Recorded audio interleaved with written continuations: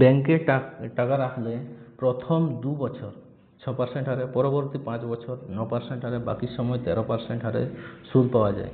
কত টাকা 10 বছরের জন্য ব্যাংকে রাখলে উক্ত নিয়মে 7,680 টাকা সুদ পাওয়া যাবে?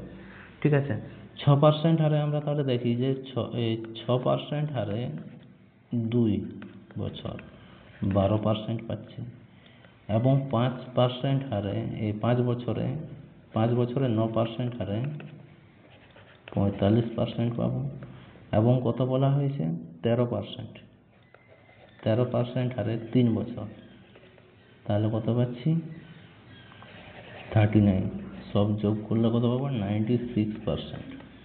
96% আমরা পাচ্ছি।